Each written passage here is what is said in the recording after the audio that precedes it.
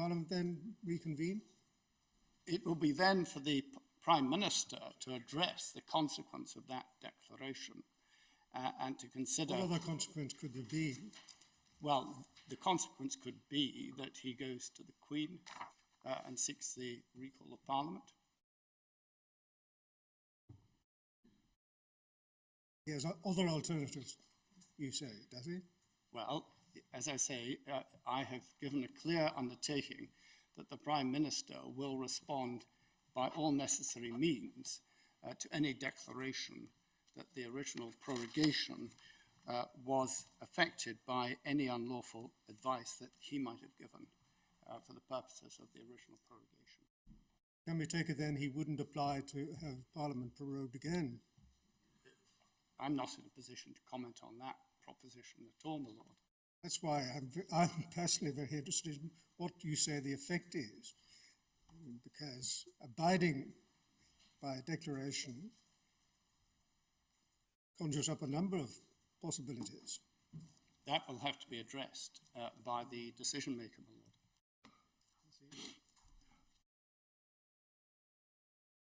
It would be helpful to have the undertaking you're given in writing, so we're absolutely clear what you're... Well, I'm content for that to be done, my Lord. As I say, the terms of the undertaking I give is that if the court finds that the advice of the Prime Minister was unlawful, the Prime Minister will take the necessary steps to comply with any declaration made by the court. That's slightly different from the order of the Scottish Court, which was not that the advice was unlawful, but that the prorogation was unlawful. I mean, are you accepting that if the advice was unlawful, then the prorogation is unlawful?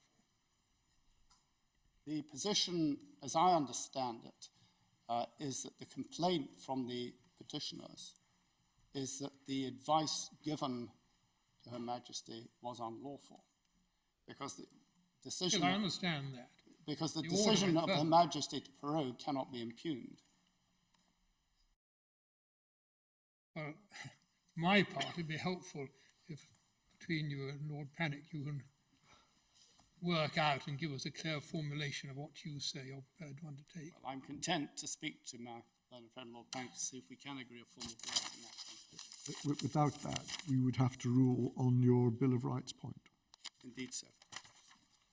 If you're not prepared to respond to Lord Kerr's question, that there's no undertaking not to prorogue again, will the undertaking give Parliament an opportunity to decide whether it wishes to pass any legislation before that happens?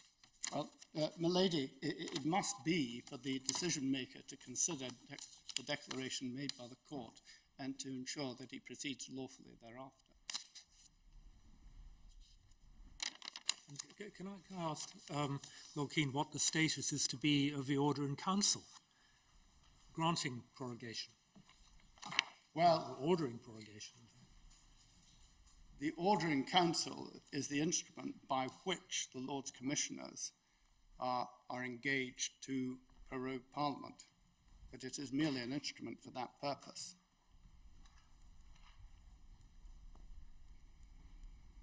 It is possible for an order in council to be impugned.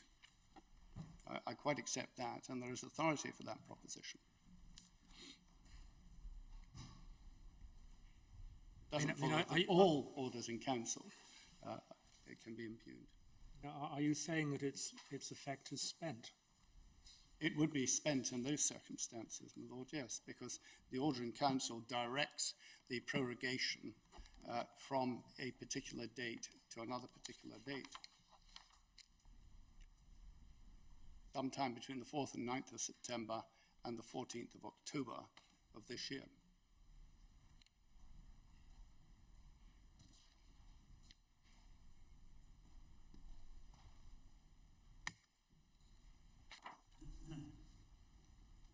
Lords, the focus of the submissions that I now make will be on the detailed reasoning of the Inner House of the Court of Session in the context of the Inner House having agreed with the principle of non-justiciability in public law. What the Inner House then sought to do was to apply an exception to that principle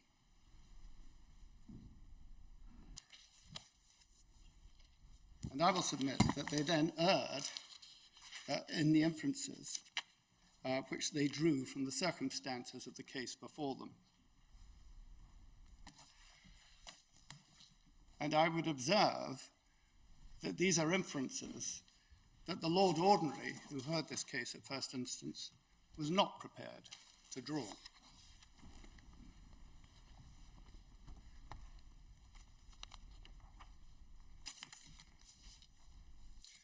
Furthermore, I venture that an examination of the inconsistent reasoning in the three inner house opinions tends to reveal the very absence of manageable judicial standards for the exercise that the inner house purported to carry out.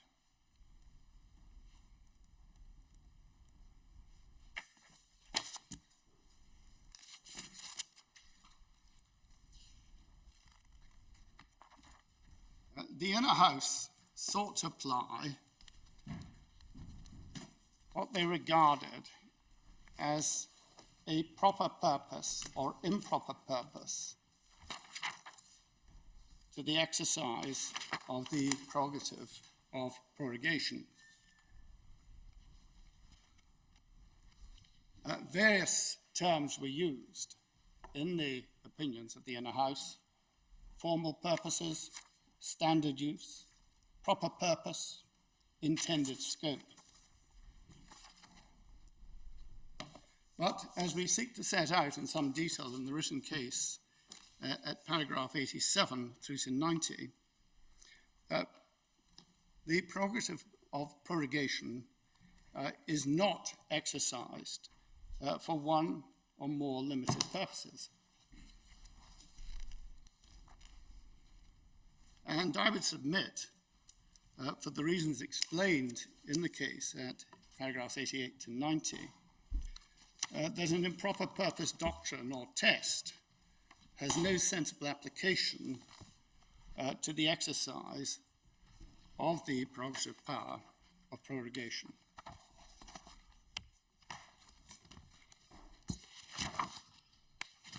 The determination of what are proper and improper purposes, for which, for example, statutory powers can be used, depends clearly on identifying the policy and objects of the relevant statute. And my learned friend, Lord Panic, made reference to the case of Padfield. That, as Padfield makes clear, is a question of statutory construction, and I would submit that no similar exercise can be conducted in respect of the prerogative power of prorogation as opposed to, for example, a power exercisable under a prerogative instrument. And we know that Parliament may be prorogued for a variety of reasons, political as much as formal. And certainly, the power to prorogue Parliament is not in any sense limited to the preparation of a new Queen's speech. That was a point which the Divisional Court made very clear in its own judgment, and I refer there in particular to its judgment at paragraph 55. Indeed, the Divisional Court went on to observe that even if one was looking only at the matter of the provision of a new Queen's speech, it was not for the court to determine how much time might be contemplated as necessary or required, even for that purpose alone.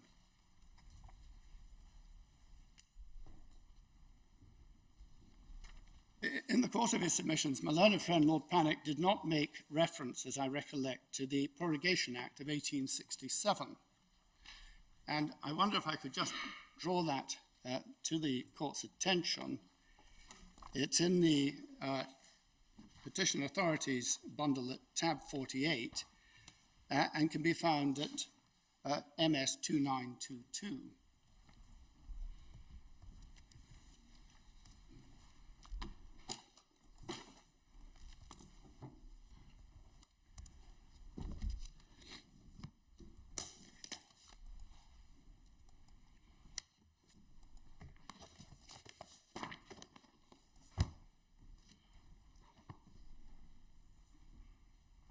just looking very briefly at the provision of Section 1.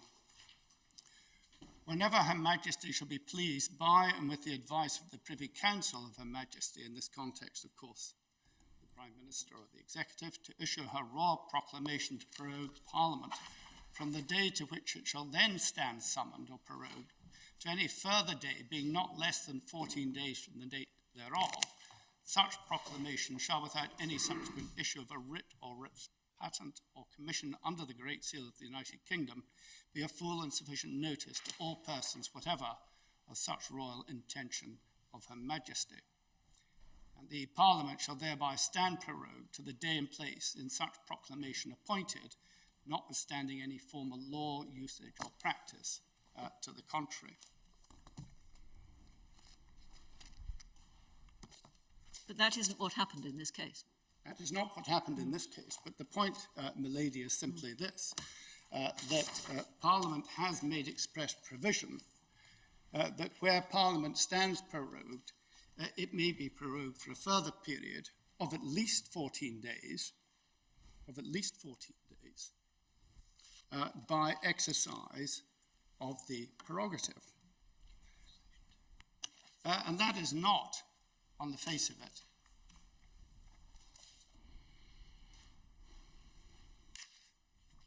related to a Queen's speech. And indeed, if you go on to Section 2 of the Act, it provides this Act shall not apply to the case of the prorogation of Parliament at the close of a session.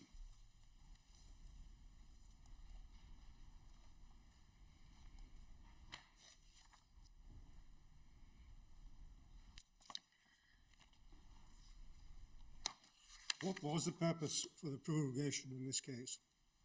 I'm going to come on to address that in some detail, my Lord, because various assertions have been made touching upon the proposition of improper purpose, and various inferences have sought to be drawn which are adverse to the purpose which was put before the court. And therefore, as I say, I will come on to address that in some little detail. But before I go there, can I just take this a stage further? Because there are clear examples of where the prerogative has been exercised for political reasons, rather for formal reasons, and indeed for extensive periods of time. And my learned friend, Lord Panic, said, yes, but these were of some vintage, as it were. Given that he's seeking to found upon principles of constitutional law that have developed presumably over the last 300 years or so since the Bill of Rights, it doesn't seem to me inappropriate to look at how the matter has been addressed in the interim. And if, perhaps most conveniently, your lordships can refer to our written case at paragraph 71. And I regret there seems to be no electronic numbering for the case.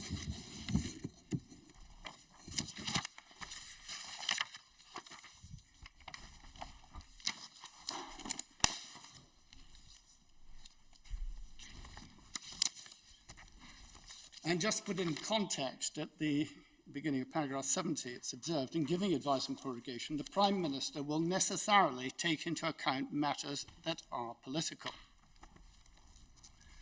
And it goes on, the history of the power to prorogue Parliament supports the fact that it has been used for political purposes, including for the purpose of restricting the time otherwise available to debate legislation and for prolonged periods, including at moments of political importance and when the government of the day lacked a majority in the House of Commons. And the first example is given in respect of September 1914, shortly after the outbreak of the First World War, where Parliament was initially prorogued until 27th October, with the King's speech on prorogation noting that the circumstances, and I quote, call for action, not speech. And on 16th October 1914, Parliament was further prorogued by proclamation until 11th November 1914. And that clearly was not for the purpose of a King's speech. And then the second example, on 1st August 1930, Parliament was prorogued until 28th October, a period of 87 days. And this was during the onset of the Great Depression, following the 1929 Wall Street crash, when the new government of James Ramsay MacDonald did not command a majority in the House of Commons. And again, that was clearly not for the purpose of delivering a king's speech. One might observe, rather, that it was clearly so that the executive could avoid unnecessary scrutiny in circumstances where they did not, on the face of it, command the confidence of the House. And then the third example, which was touched upon by my learned friend, was the case in 1948, where under Section 2 of the 1911 Act, a non-money bill could only be enacted without the consent of the Lords if it was passed in 3 successive sessions by the Commons. As noted below, each session of Parliament conventionally lasts for approximately a year. To facilitate the speedy passage of the Parliament Act 1949, the government arranged for a session of minimal length in 1948. Parliament was prorogued on 13th September 1948 to the following day. Following the passage of the Parliament Bill by the Commons, it was then prorogued again on 25th October 1948. The King's speech, which closed the session, expressly noted that the two houses have again failed to agree on the bill to amend the Parliament Act 1911. Now, this last example was clearly for a party political purpose. It was carried out in order that the then executive could avoid scrutiny of its legislation in the House of Lords, potential defeat in the House of Lords, and ultimately in order that it could overcome the opposition of a majority in the House of Lords for the passage of its intended legislation. And to describe that as somehow some formal use of prorogation is very far from the truth. It was clearly a naked political use of prorogation by the executive to essentially force through Parliament its intended legislation, notwithstanding the knowledge that it had no consent of a majority in the House of Lords in order to achieve that political objectives. But of course, it could be said, could it not, and Lord Keane, that it was in order to enforce the will of the House of Commons, that is, the democratically elected will of the House of Commons, and thus in pursuit of democracy rather than against it. It could be said. Well, I would take issue with that, my lady, particularly if one examines the circumstances which pertained in Parliament in 1948. The 1911 Act was passed in its form for a reason, and that was to allow the House of Lords the opportunity to also take part in the passage or otherwise of I'm aware of that, affirmative Keane, legislation, clearly. It could be said that this was the House of Commons asserting itself against the House of Lords. That is, the democratically elected House of Parliament against the then, at that stage, wholly hereditary House of Lords, apart from the Law Lords. Indeed so, my lady. Well, in fact, at that time, the Law Lords would have been hereditary as well, would they not? Unless they were appointed under the 18... They were the first life peers. They were the first life peers. Yes. My lady's quite right. But with regard to this matter, it's quite clear that even if one attempts to drill down into what happened in 1948 or 1930 or 1914, prorogation is not being employed here for formal purposes, for standard purposes, or for non-political purposes. It is clearly being employed in circumstances where the executive wished to pursue a particular political objective, and they are entitled to do so. Now, the Inner House does very little to expressly address this issue, but it is clear that in taking its own approach to the exercise of the prerogative of prorogation, that it is seeking to apply what might be regarded as an improper purpose test. And one sees that in the opinion of Lord Drummond Young at paragraph 104. I won't necessarily take your lordship's to all of these references, but if you note them, it's at MS 1242, where he talks about the exercise of the prerogative in this case as being out with its intended scope, without actually defining its intended scope. And again, at paragraph 106, which is at MS 1243, he refers to proper purposes. At paragraph 108, he refers to its standard use. That's at MS 1243. And then goes on to refer to its formal purposes at MS 1244. He does refer to the circumstances of the Parliament Act 1949, but observes simply that this cannot serve as a precedent. Well, with respect, it is a clear example of the prerogative being exercised with a clear political aim. And what one can take from these examples is that the exercise of the prerogative is clearly not limited to some formal or standard purpose, with the result that where it is employed elsewhere, one can infer some improper purpose. Despite that, Lord Drummond-Young at 116, which is at MS 1248, goes on to require what he refers to as a valid reason.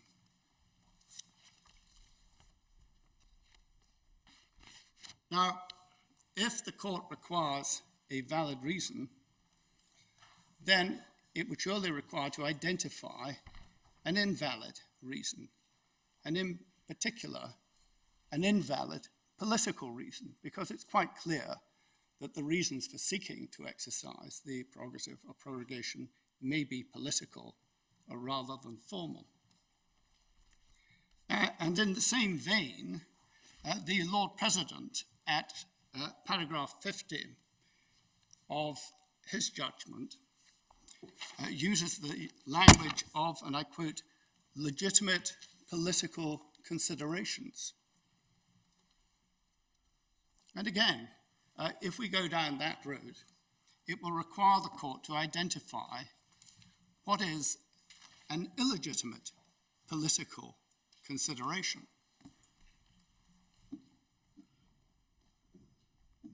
So the effect of the Lord President's language is to apply a political purpose test of some kind.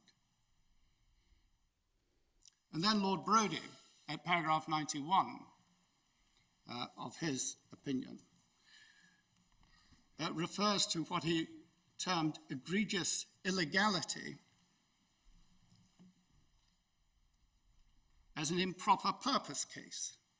So again, we have reference to purpose, political purpose, legitimate or illegitimate, as being the touchstone, apparently, for the courts to address this matter. But as was noted by the court in Padfield, one cannot test propriety of a purpose which has not been conferred by a particular statutory scheme.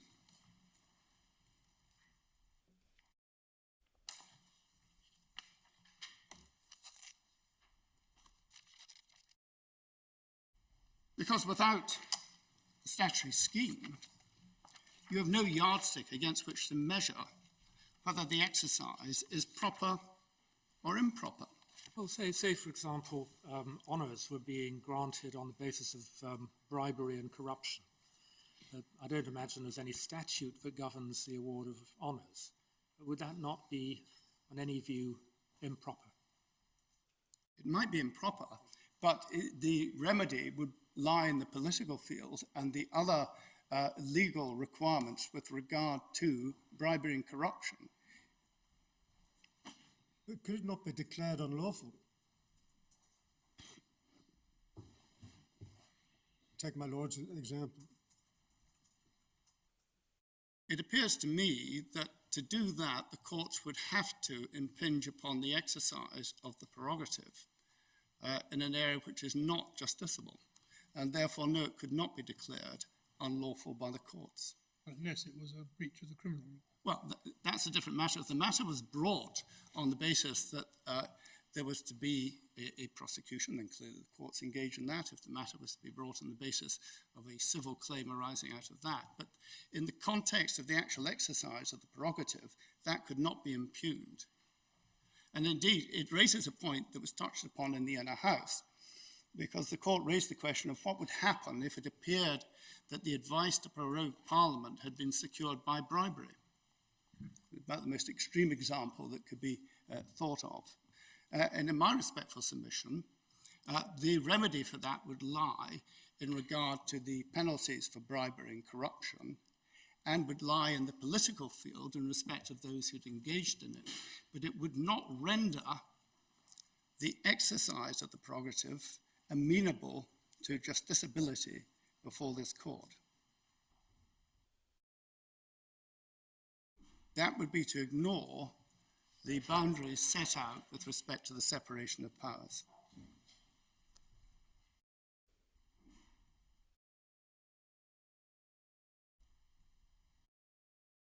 Where Parliament wishes to determine when it does not wish to be prorogued, then Parliament, can and indeed does address this by primary legislation. The legal limits on the power of the executive are, in other words, set by Parliament and not by the courts, insofar as it concerns the exercise of the prerogative to prorogue. And there are, of course, a number of examples of where Parliament has exercised that right of control by the use of primary legislation. And examples are given in the written case at paragraph 28, but shortly put. They include section 5 of the Succession to the Crown Act, 1707, which can be found at MS 2917, section 52 of the Reserve Forces Act 1996, which can be found at MS 2925, and section 28 of the Civil Contingencies Act 2004, which can be found at MS 2927. In each case, Parliament has applied controls upon the executive with regard to the circumstances in which it may or may not be prorogued according to particular circumstances.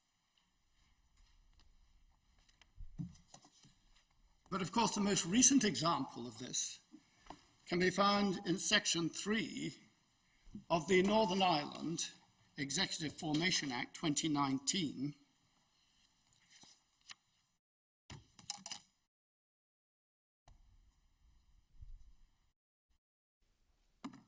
and in particular section 3 of that act, which emerged as a result of the amendment in the House of Lords by David Anderson QC, Lord Anderson of Ipswich, to introduce a mechanism whereby Parliament could require to be recalled for certain periods and at certain intervals between September 2019 and 31st October 2019, indeed going on to December 2019, in circumstances where it was either prorogued or adjourned by reference to recess being what appears to have been contemplated. Where do we find section 3? MS 2951, my lady. Thank you. And there's a detailed analysis of its terms set out in the written case as well. And I'll come on to it in a little more detail, if I may, in a moment. But when the Inner House came to address the provisions of that act, it appears, in my respectful submission, that the majority fell into error with respect to the provisions of section 3.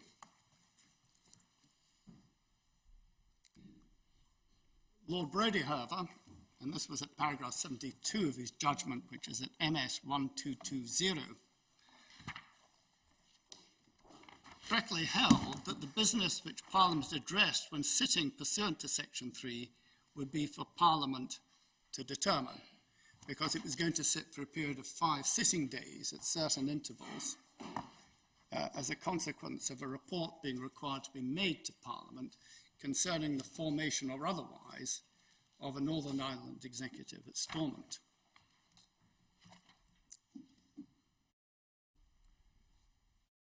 Lord Drummond-Young, by contrast, and this was at paragraph 114 of his judgment, MS 1247, suggested that the sittings of Parliament pursuant to Section 3 of that Act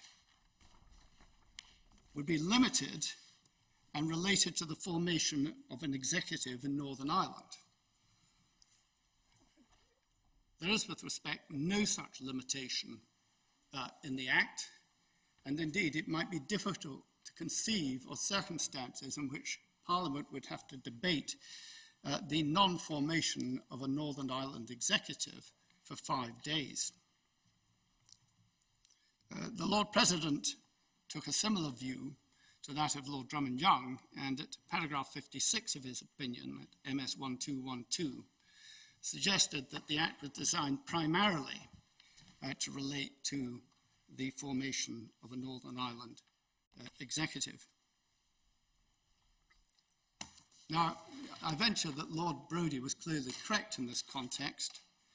When Parliament was legislating for a period encompassing the exit date, with 5 days of debate for each of those occasions, it clearly, I suggest, had in mind the exit date itself of 31st October 2019. But perhaps the most notable aspect of Section 3 of the Northern Ireland Executive Formation Act is that from its terms we can clearly discern that Parliament anticipated that it might be prorogued or adjourned in the period between September and 31st October 2019 and legislated accordingly.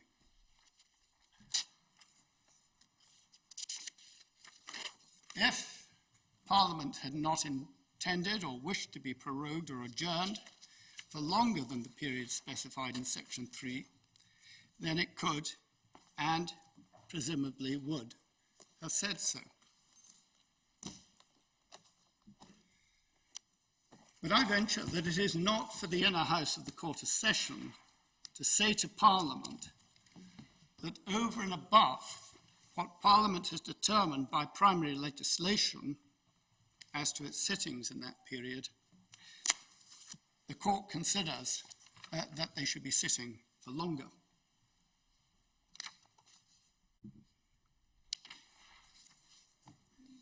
Whilst we've got Section 3 out, once the first report's been laid, there's an obligation to lay a subsequent one.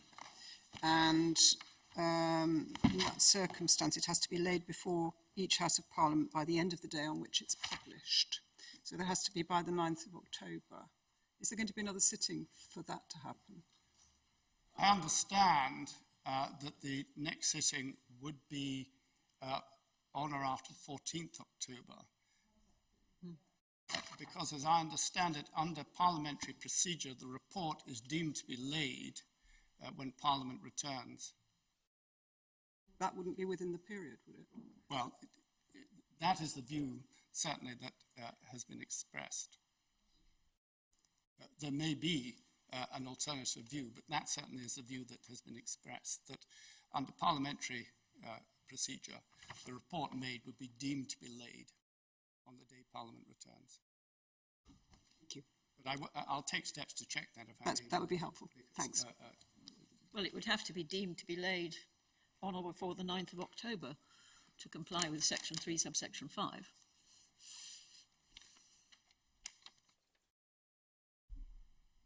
Wouldn't be regarded as laid during recess. No, it wouldn't. So what you're saying is that somebody has said to you that once Parliament returns on the 14th, and it's then laid, this is deemed to have been laid on the 9th.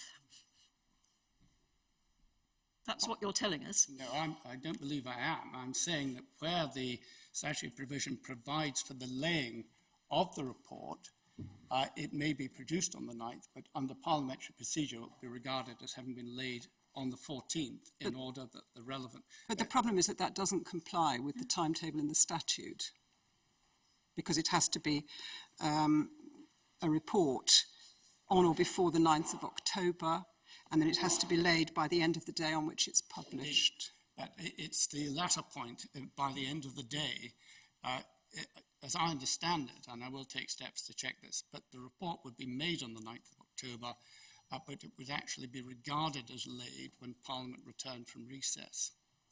Okay, And that would be regarded I'll leave it. in that context as the end of the day, but I will take steps to confirm that. So is the report published on your understanding on the 9th, but treated as laid on the 14th? That is my understanding, my lord. Notwithstanding that the initial report quite clearly must be laid before Parliament on the end of the day on which it's published. Indeed so. And it's the use of the term the end of the day in the context of Parliament potentially being in recess, for example. You know, on the end of the day on which it is published. I quite understand the difficulty, my lord, and the provision has been looked at. Well, I'd welcome. I know your time limits. Your time is limited, but I'd welcome some clarity on this, perhaps later on. Can I indicate to the court that I will return to that in my reply once I've clarified what the position is understood Thank you. to be? But that is my understanding of the position at the present time.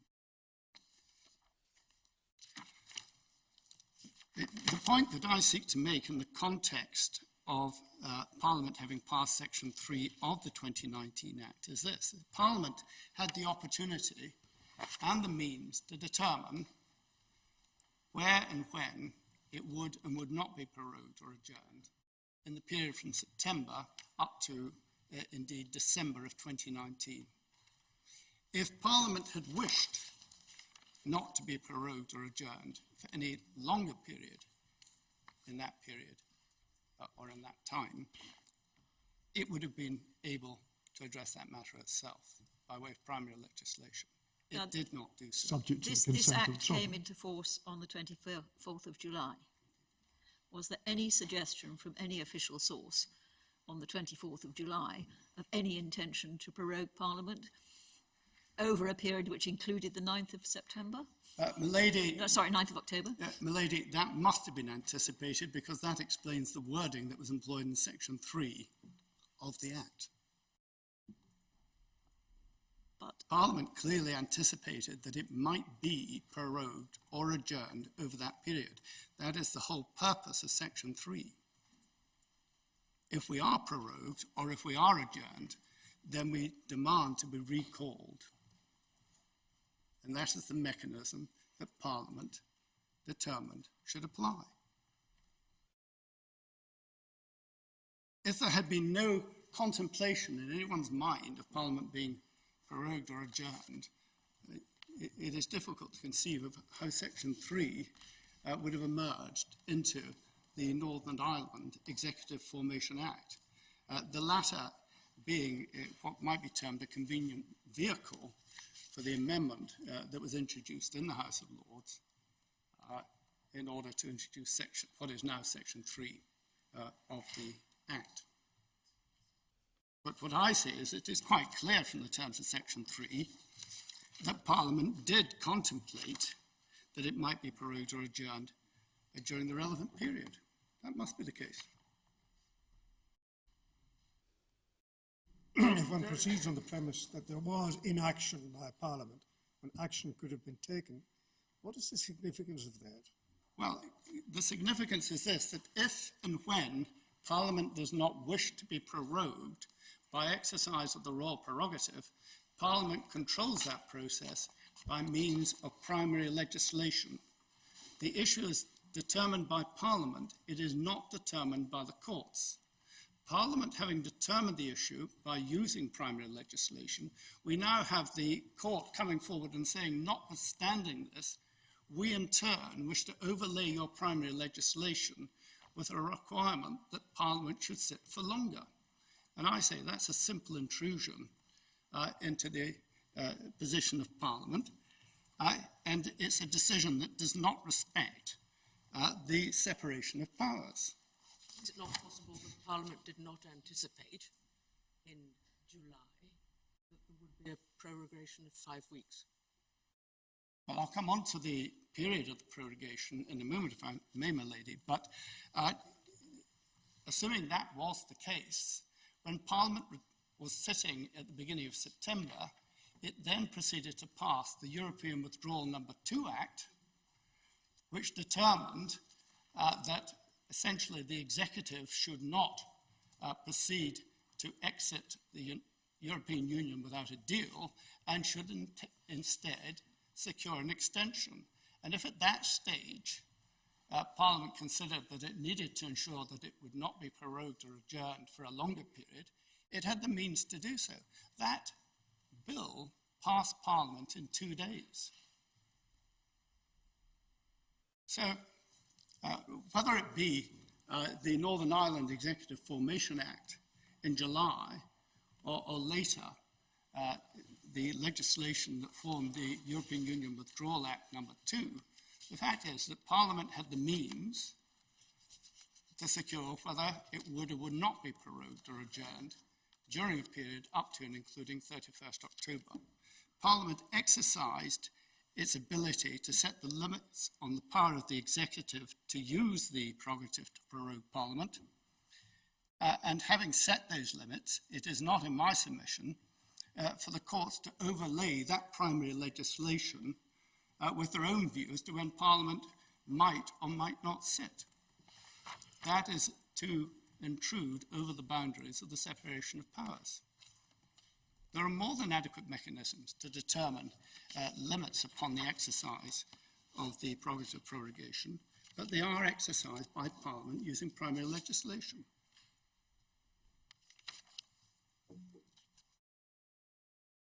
So that being the position, if I can move on slightly, I pose this question. How then did the Inner House come to hold that the exercise of the prerogative to prorogue Parliament could be challenged?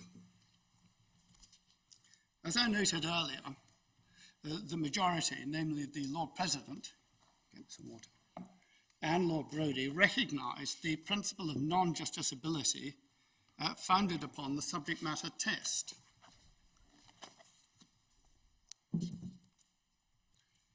And as I also noted, the Lord President held that decisions that are made on the basis of legitimate political considerations are not justiciable.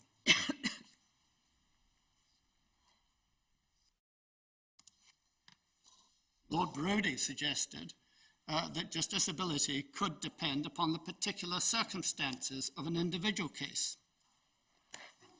That was his opinion at paragraph 84. And particularly where the case was, as he described it, extreme or egregious. But that, of course, is not the subject matter test, which he's previously acknowledged is the relevant test to apply in the context of justiciability.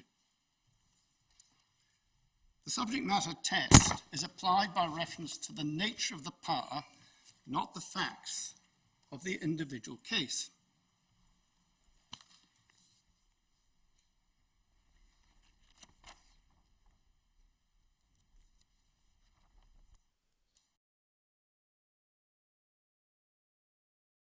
That, I submit, is clear from the authorities that my learned friend Sir James Eadie is going to come on to address. And I hesitate before, as it were, trampling on that ground, as it were. Now, clearly, the exercise of the prerogative in respect of prorogation, or indeed dissolution prior to the Fixed Term Parliament Act, is a matter of political judgment.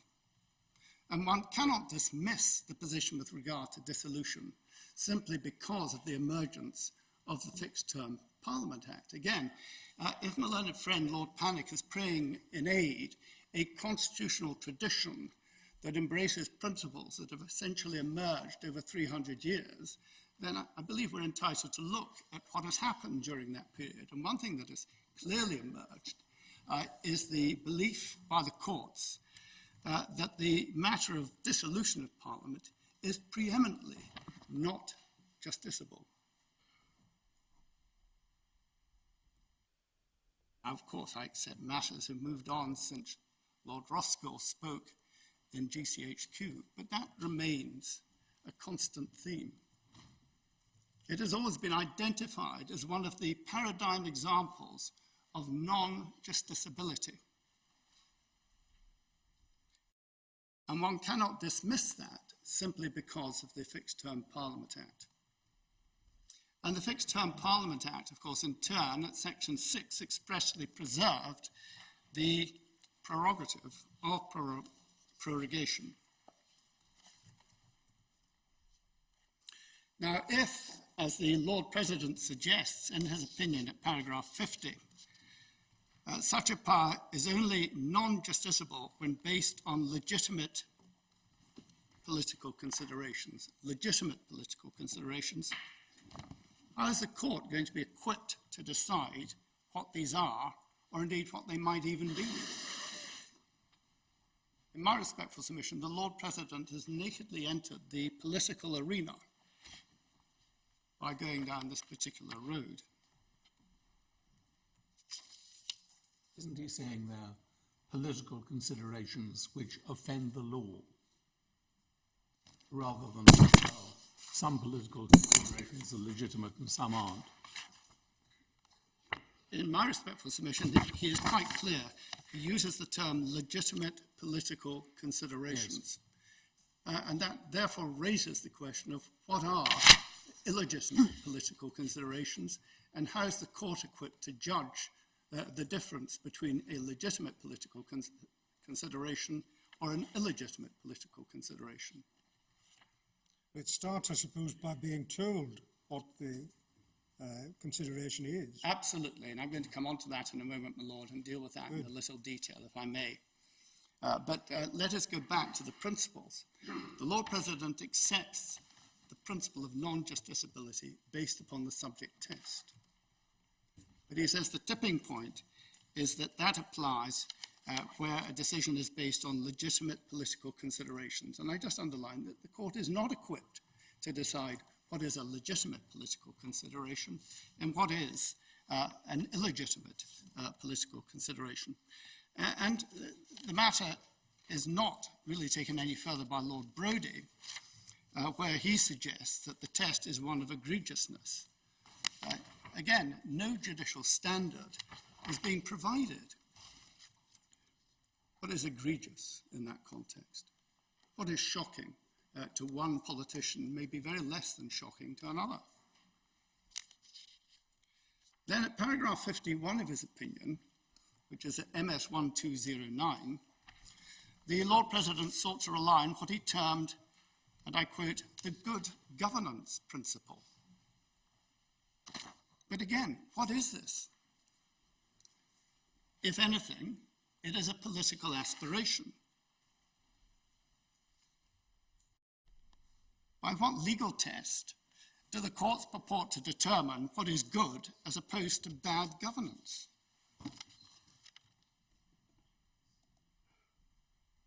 Learned friend Lord Pannick made reference to the case of Bancroft and the Secretary of State, which your lordships can find at MS 2282.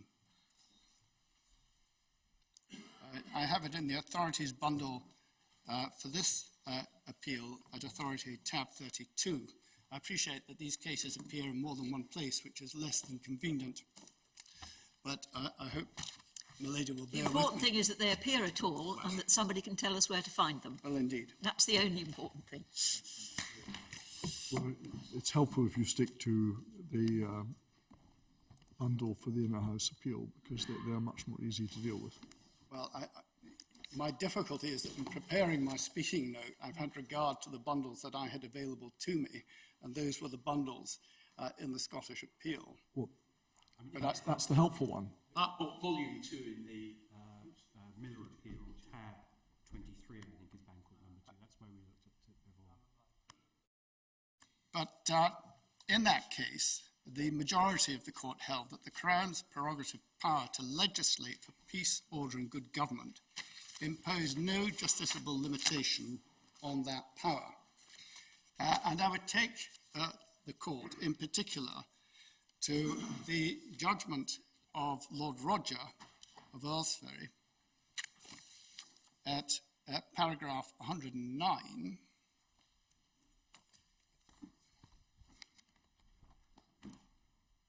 which can be found at MS 2333.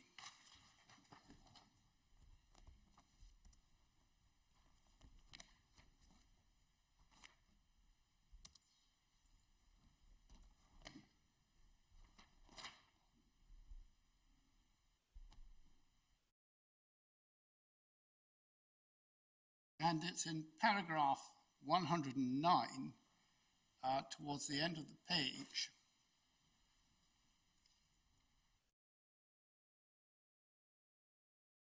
Equally, he says, it cannot be open to the courts to substitute their judgment for that of the Secretary of State advising Her Majesty as what can properly be said to conduce to the peace, order and good government of the IOT.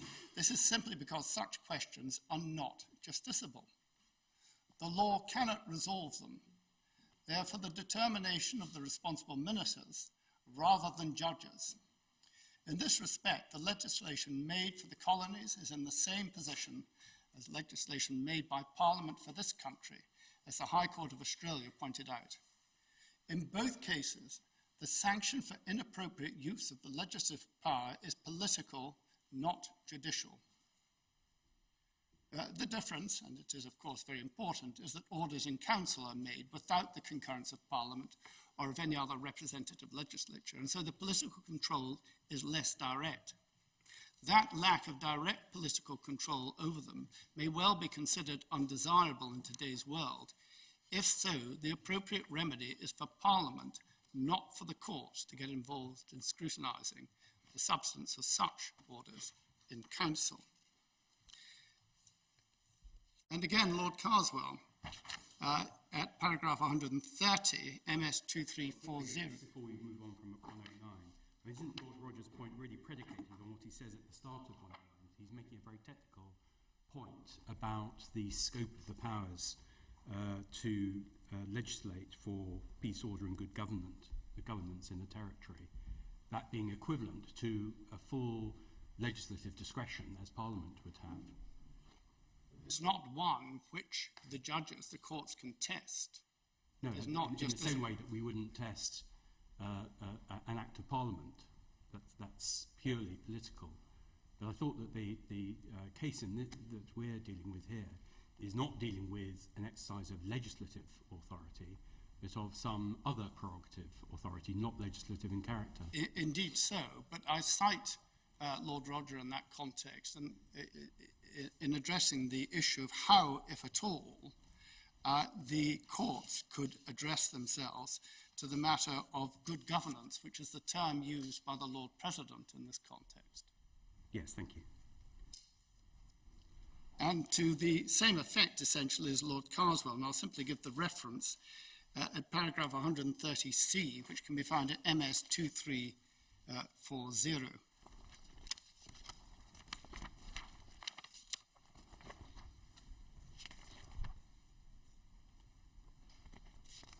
So I submit that although the Lord President and indeed Lord Brodie acknowledge the principle of non-justiciability and its application by reference to subject matter, they simply don't follow through and apply that test which they've identified, but instead slip into concepts of illegitimate purpose, good governance, legitimate or illegitimate political considerations, none of which are amenable, I submit, to determination by the court.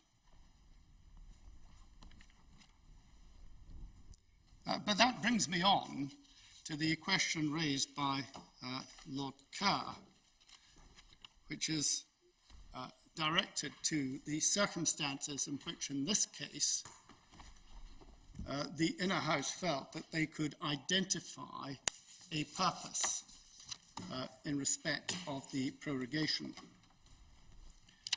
And in addressing that matter, it may be helpful just to remind your lordships of the passage which my learned friend Lord Panic took the court to in Belize. And in particular, the passage that was quoted, I think from Lord Walker's judgment, albeit it may have been a dissenting judgment.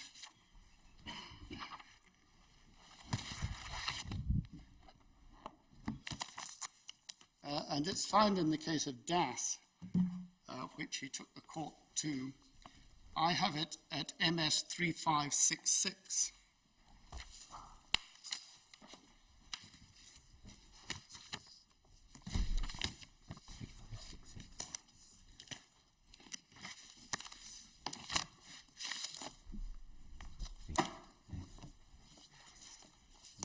Sorry, could you give me that reference again, please, the MS number? I believe I noted it as MS 3566. In the cherry bundle, is it? Or because the cherry bundle goes up to 3171. It's 1481 in the cherry bundle, I think. If it's Lord Justice Beatson, Yeah. Yes. 1481. Apologise. Sorry, but the Belize judgment in full was produced in the Cherry Bundle at 2035, tab 27. Thank you.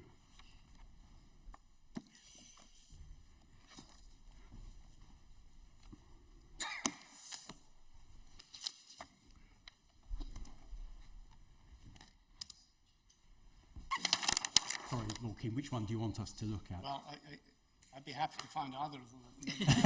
So if you bear with me for a moment, I will endeavour to do so.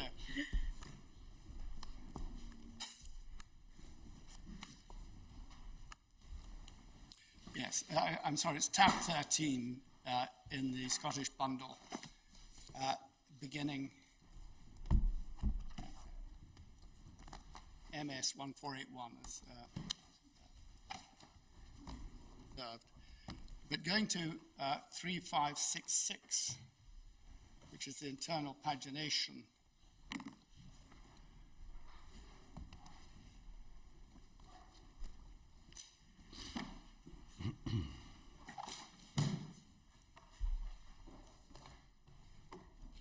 That's 1509 on the MS. It's the final paragraph. it's the final paragraph, and the Lord is quite right, in MS 1509. Yes, thank you. And references there made to Lord Walker in Belize Alliance and to the obligation that was referred to cooperate and to make candid disclosure by way of affidavit of the relevant facts and this is the important part in parenthesis, so far as they are not apparent from contemporaneous documents which have been disclosed, the reasoning behind the decision challenged in the judicial review proceedings. And I draw particular attention to the observation, so far as they are not apparent from contemporaneous documents. Yes, I mean, I see now that this was not the main judgment in which Lord Walker dissented, but in fact was a preliminary hearing. So I think my point was a bad one. Now, there was correspondence between the Government Legal Department and the agents acting in Miller on the matter of the production of documents, and if the court has regard to Miller Bundle at page 518, electronically I believe we had 63. Too difficult for me. If we have regard to the bundle there, we will see the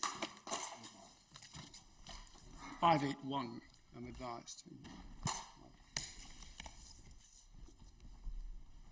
we have a letter from the Government Legal Department of 4th September 2019 to Mishkins.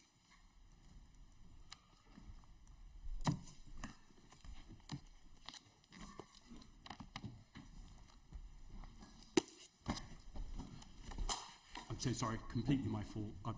I haven't got the reference. I have it in the Miller bundle at page 518. 518. If that's in the second volume, can you help me? Oh, yes, I'm I've afraid got it. if there is an MS number, I don't have it. Yes, Because I have it. it's right at the back of the trial bundle. It is in the trial bundle. It's at the very end of the trial bundle. Yes, thank you, I have it.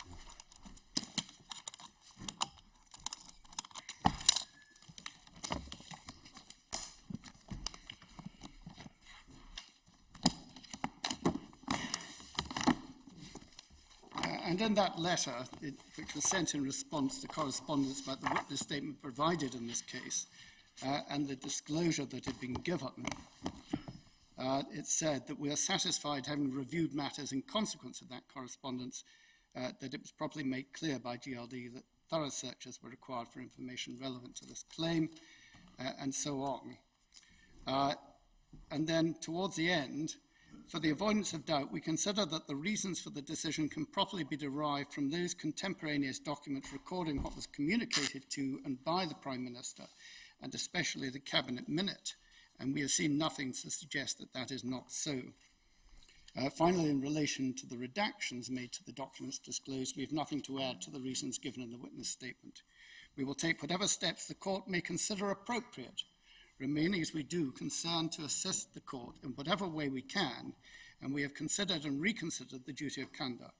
However, our considered view is that both the witness statement and the disclosure exercise have been dealt with properly. So that was the background to how the matter was being approached in that context. And it is then perhaps useful not just to look at the documents that were produced, which quite exceptionally included a Cabinet Minute, but the way in which the Lord President recorded that documentary evidence that was laid before the court in Scotland. And that can be found if we go to the Lord President's opinion, first of all at paragraph 9.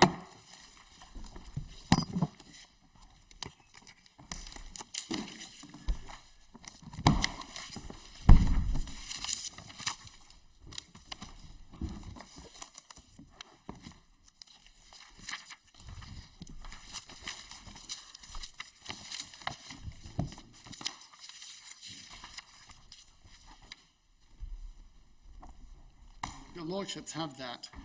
There's a heading, the respondent's documents.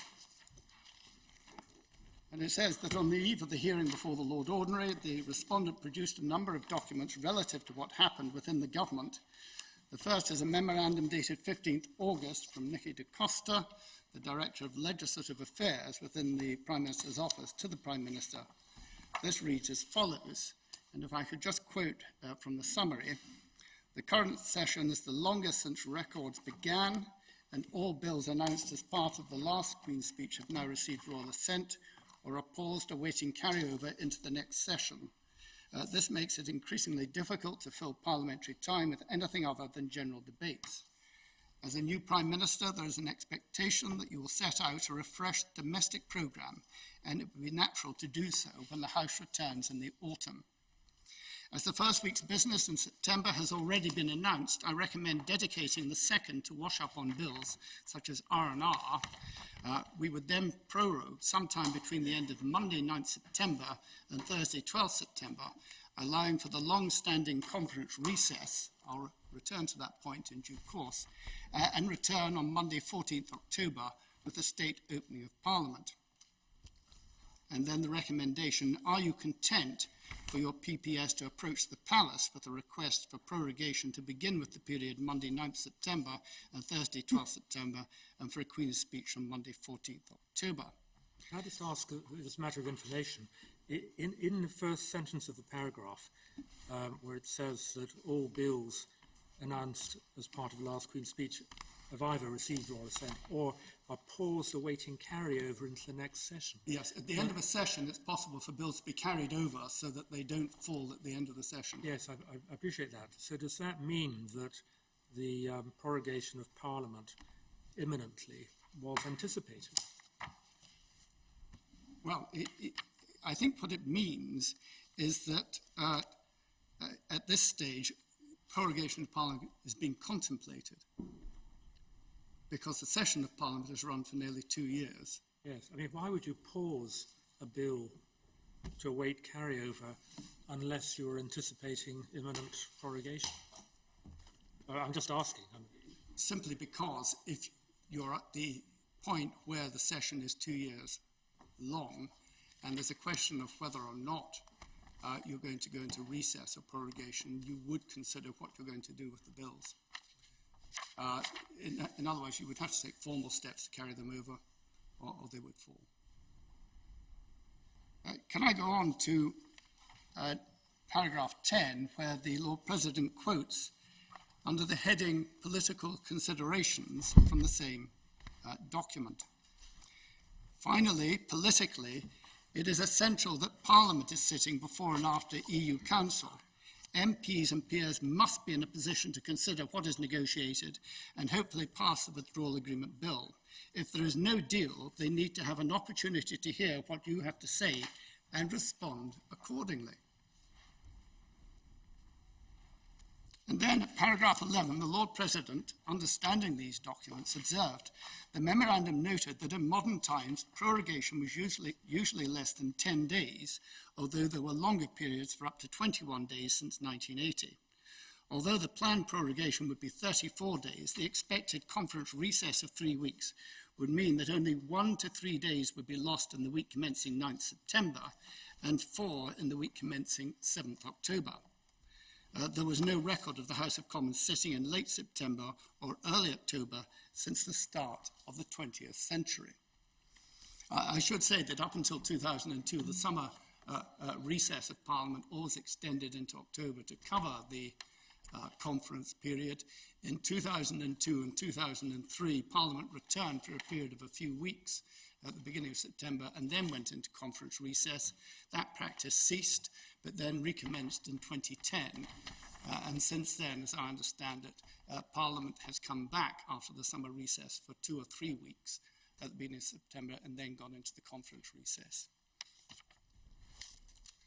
And indeed, if we go over to paragraph 12, we can see the note applied by the Prime Minister, and it's in the context of what I've just said. The whole September session is a rigmarole introduced to show the public that MPs were earning their crust. So I don't see anything especially shocking about this proposition. As Nicky notes, it's over the conference season, so that the sitting days lost are actually very few.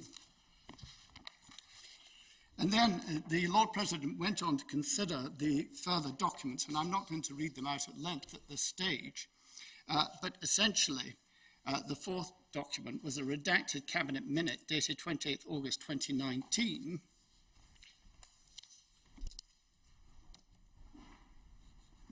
was essentially noting what the Prime Minister had decided.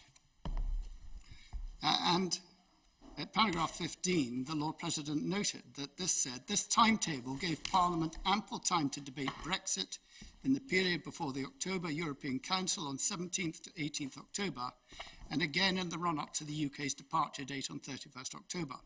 It was important to emphasise that this decision to prorogue Parliament for a Queen's speech was not driven by Brexit considerations. It was about pursuing an exciting and dynamic legislative programme to take forward the government's agenda. And not surprising that perhaps what was being anticipated there was some pushback for political purposes from other parties within Parliament who might seek to suggest that there was some alternative motive behind the prorogation of Parliament. Now, my learned friend, Lord Pannick, then sought to place considerable stress upon the apparent absence of a witness statement from the Prime Minister. Lord Keane, if we are leaving the documents produced, do we find in any of the, I think, 4 documents in all, an explanation of why 5 weeks was necessary for Yes. the opening of a new session and the Queen's speech? Yes, my lord, because it was going to encompass the conference recess period of 3 weeks, with the result that only 7 days would in fact be lost, only 7 sitting days would be lost to Parliament if it was prorogued during that period. That might be said to be a possible defence to this election of 5 weeks. It doesn't explain why 5 weeks was chosen. Well, the period of 5 weeks would also fall between the reporting periods under the Northern Ireland Executive Formation Act. Right, but all of this could be done in 10 days or less, couldn't it? Not if Parliament is in recess, and I'll come on to explain why that point is significant, and indeed in what respect the Inner House made a fundamental error in assessing these periods when having regard to what would happen and what could not happen during recess, because there was exhibited by their lordships in the Inner House a fundamental misunderstanding of what the position would be pursuant to parliamentary procedure. Lord Keane, my other question would relate to Ms. da Costa's Spectator article, if you happen to have it, at tab 32 of the English trial bundle. 201, I think. Well, if my lord would allow me a moment. Of course.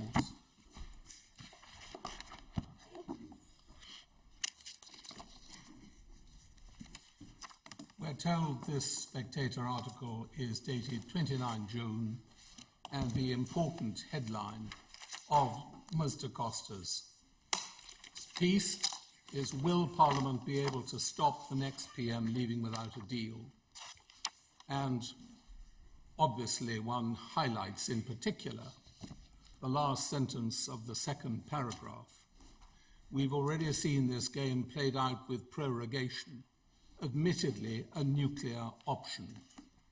So my question is, would the court be entitled to consider that background when it considers Ms. da Costa's submissions to the Prime Minister in the documents provided? Well, with respect, my lord, Mr. Costa wrote that in her capacity as an individual working for a private firm, not as Director of Legislative Affairs at number 10.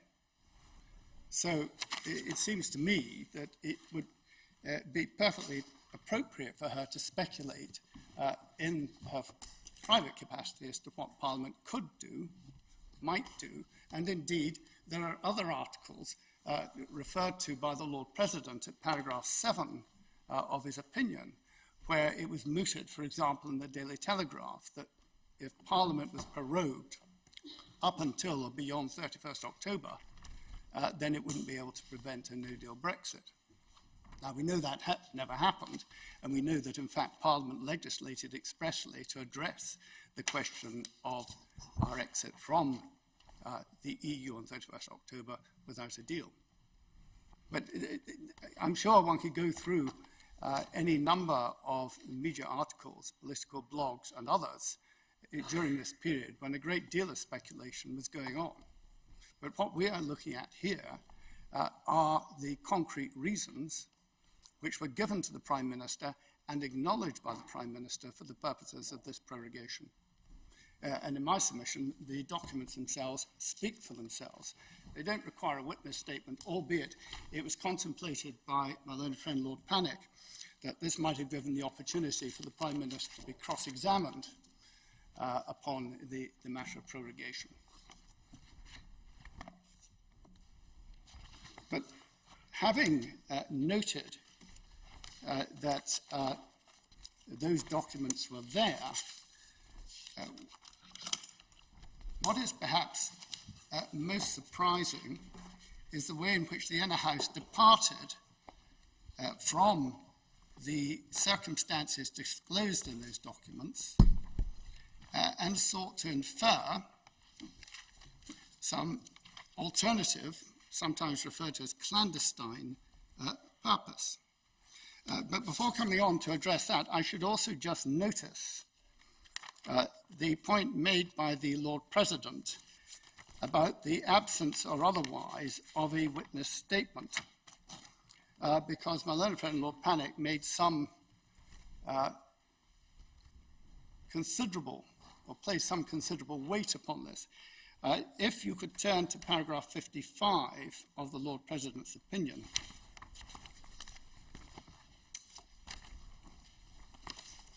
He said, thirdly, there is remarkably little said about the reasons for prorogation in the respondent's pleadings. Although the court would not expect an affidavit, the Scottish equivalent of a witness statement, from a government minister or official testifying to the reason, and he then refers to the procedure in Belize, Lord Walker delivering the opinion of the minority at paragraph 86, it would expect the averments in the respondent's answers setting out that reason. So it was not the view of the inner house, Lord Brodie and Lord Drummond-Young say nothing about this, that somehow the absence of an affidavit was of any significance or led to the drawing of any adverse inference whatsoever in the context of the Scottish procedure. And that reflects, as I would suggest, the point made by Lord Walker in the passage in parenthesis, where he says, where the documents speak for themselves, there will be no requirement for a witness statement. And the Lord President, having set out the documents at length, goes on to observe that the court did not require an affidavit in these circumstances.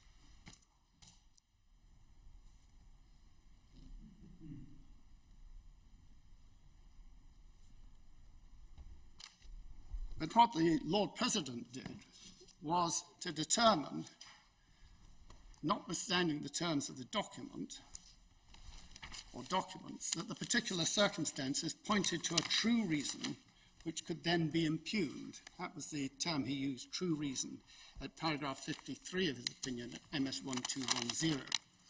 And if I could briefly give the court references to the approach which the inner house took to this, the Lord President at 56, MS 1211, referred to what he termed the extraordinary length of the prorogation.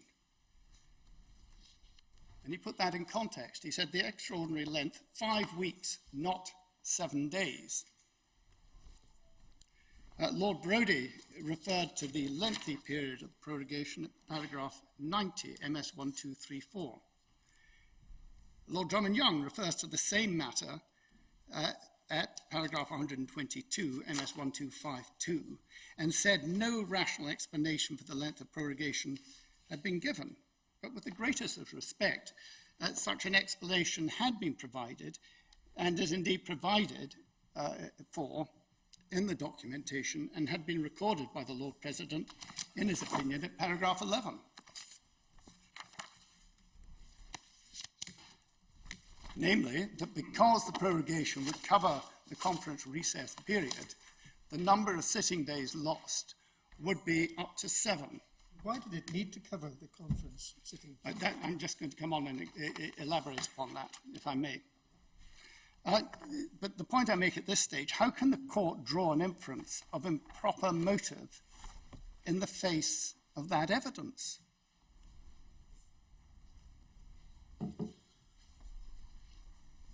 And that is particularly glaring in circumstances where the Lord Ordinary did not feel that there was any basis for going behind the primary documentation, in circumstances where we know the Divisional Court did not consider that there was any basis for going behind the primary documentation, and where the inner house comes to rely upon inferences which might be contemplated where there's a gap in the evidence, but here there was no gap in the evidence. The inner house conclusion rejects wholesale the documentary evidence that is referred to. I think you can say that they rejected but they didn't find, as Lord President put it, a practical reason for the prorogation. And I'm still hoping that you're going to tell me what it is. I'm still hoping to get there in just a few moments, my lord. But the point I make is that a perfectly rational reason having been provided for prorogation, taking into account the conference recess, the Inner House seek to explain it away by emphasising an artificial distinction between prorogation and recess. And this is where the Inner House fell into a fundamental error or misunderstanding. At paragraph 96, Lord Drummond-Young, this is MS 1237, observed that if Parliament is in recess but not prorogued, it may reconvene itself.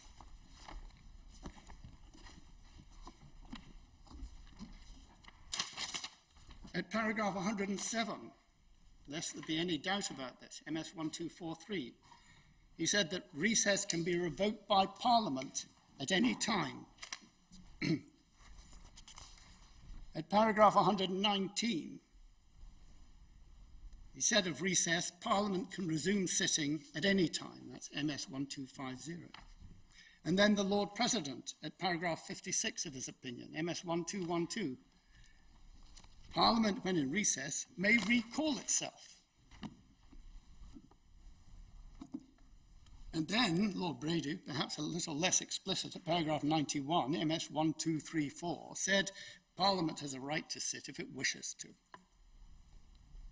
My Lords, if Parliament is in recess, it cannot reconvene itself.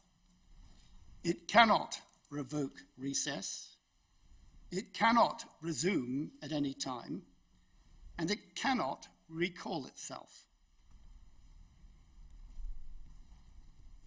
Standing Order 13, which can be found at tab 33 of the Miller Supplementary Bundle, provides that if the House of Commons is in recess, and for convenience, you'll also find it referred to at paragraph 121 of our written case, because it's summarised there. But Standing Order 13 provides that if the House of Commons is in recess, it can only be recalled at the request of the Executive. And then it is for the Speaker of the House of Commons to determine if the Executive request is in the national interest.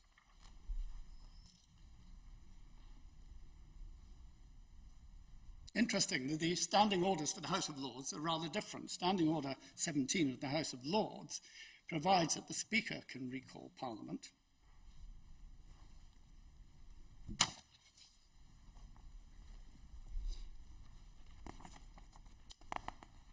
Now, there are 2 points to be made here. One, once Parliament went into recess, it wasn't open to Parliament to return at will. And 2, if the Executive had wanted to prorogue Parliament while it was in recess, it would have had to recall Parliament to prorogue it. And if the Speaker had decided it wasn't in the national interest, that could not have been done.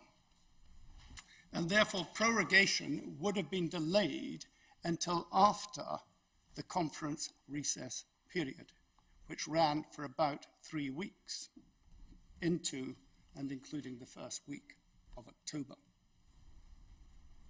So once you factor in that point and appreciate the fundamental misunderstanding or error made by the Inner House,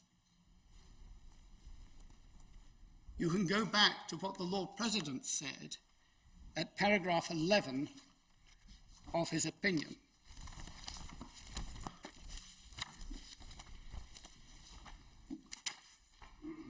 In summarising the documents that were before him. That's at MS 1190. And this is the Lord President recording the documents before him. Second line, although the planned prorogation will be 34 days, The expected conference recess of 3 weeks would mean that only 1 to 3 days would be lost in the week commencing 9th September and 4 in the week commencing 7th October. A total of 7 days. And yet, later in his opinion, he expresses his opinion about the extraordinary length of the prorogation on the basis that it's 5 weeks rather than 7 days. It was in reality 7 sitting days that were going to be lost, not 5 weeks of sitting days. And that, in response to the inquiry from the Lord Kerr, is Why why lose even 7 days? What is the practical reason? That's what the Lord President poses. With respect, that is not the question the Lord President poses at all. He poses the question of why they've lost 5 weeks instead of 7 days. Well, let's suppose it is 7 days. Why lose 7? Why should it not be 7? Why should it be 1 day? Why should it be 14 days? How is the court going to judge what is an appropriate period for a prorogation determined by the executive in exercise of the royal prerogative? Is there anything in the documents which is directed specifically to the reason that any days, whatever, should be lost? I've taken your lordship to the documents. The point that the Lord President relies upon is that 5 weeks have been lost instead of 7 days. It is perfectly clear, once you understand how recess operates, that there was no loss of 5 weeks of sitting time for Parliament. There was a loss of a maximum of 7 sitting days.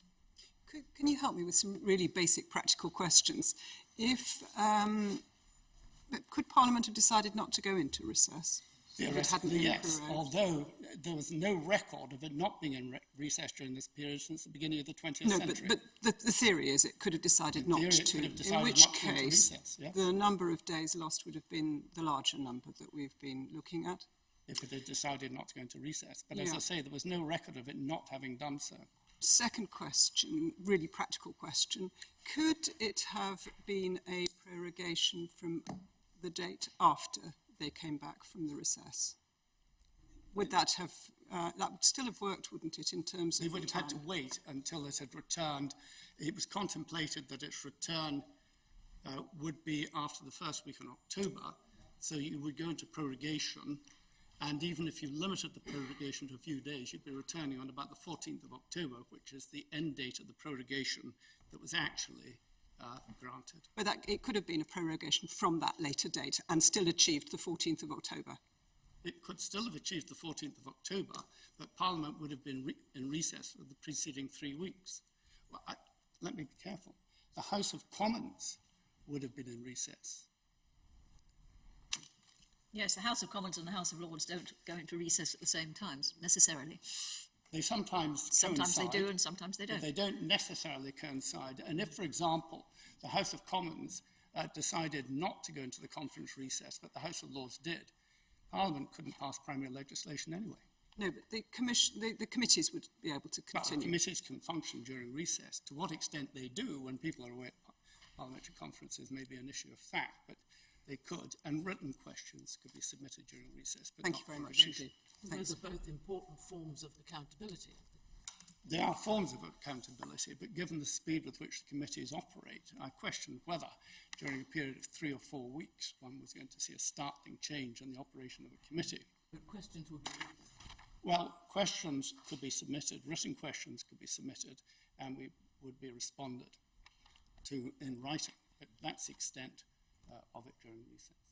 But the point I make is that it is quite plain that the Inner House, in addressing this issue and deciding that it could impugn the decision of the Prime Minister, was proceeding upon a fundamental misconception about how Parliament operated. Given the importance of this, I'm not sure it's... But it's striking that Mr. Costa's minute refers to a number of considerations bearing on timing, and indeed gives an explanation of a kind that I think Lord Kerr may be looking for, which aren't referred to in the Lord President's opinion. I mean, for example, she advises the Prime Minister against having the Queen's speech a week earlier on the 7th of October because of the key SNP votes conference. because of the SNP conference. And she gives an explanation about proroguing in the period of the 9th to the 12th of September to do with the practicalities of wash-up of the existing bills. In addition, she says at paragraph 10, with regard to the date for the Queen's speech, number 10 and the legislative-focused parts of Whitehall and the business managers have long had a mid-October date in the diary, and it has been a central planning assumption. However, additional work now needs to be undertaken so that the Queen's speech is shaped to your domestic priorities. In my view, the week commencing 14th October is achievable, but any earlier is extremely pressured. And then, on a lesser note, a Queen's speech on 7th October will place key votes on the days of the SNP conference. And then at 14, finally, politically, it's essential that Parliament is sitting before and after the EU Council, and that's a passage I referred to before. So there is a detailed analysis with respect to why the prorogation, standing the conference recess, should take us up to the 14th of October, although in theory, I accept the observation made by your ladyship that you could have come back at the end of a conference period after the first week of October and sort of a Queen's speech and then prorogue Parliament. But there are a variety of reasons given as to why that would not be considered appropriate. You know, people will have to read it, but there is quite a lot in this minute to do with reasons for the timing advice that was given. And yet all of it is cast aside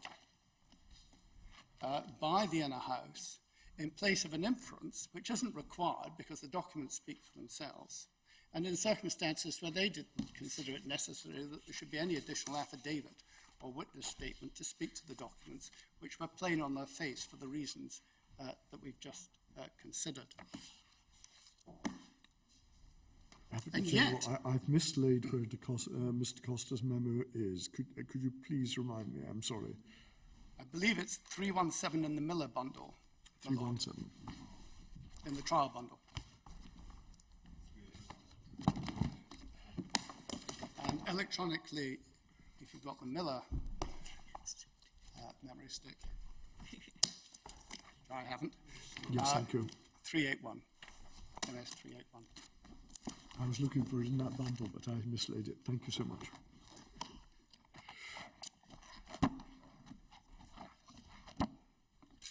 I would just add, because the question of Parliament voting against a conference recess was raised, or not having a conference recess.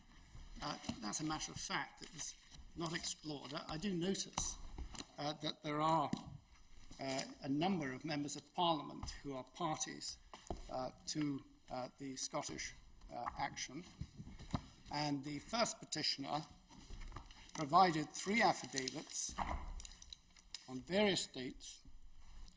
The first, very detailed, the second dealing more with the issue of costs, and the third dealing in some detail about the issue of interim relief.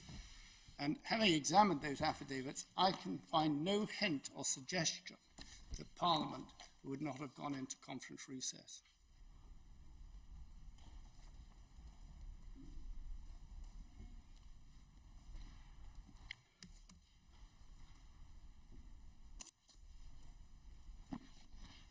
And yet,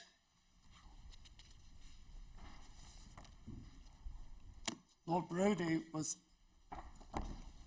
able, he felt, to describe the period as egregious. The Lord President was able to describe it as extraordinary, but only because, as I say, of a fundamental misunderstanding of how Parliament operated in the context of recess. The Lords, given the time, I would seek to rest my submissions there.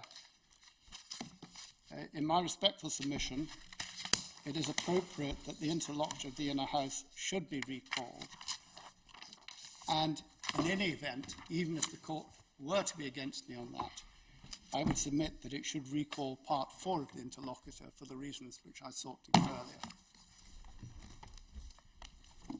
And having noted what the Lady Hale said about trying to agree a form of words for an undertaking, I will speak to my own friend, Lord Plannock, on that topic.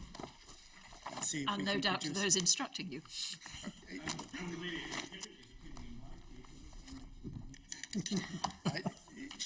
I don't think Mr. O'Neill is ever readily ignored in these circumstances. You may rest assured on that point. Unless there are any further questions from the court, I would rest my submission.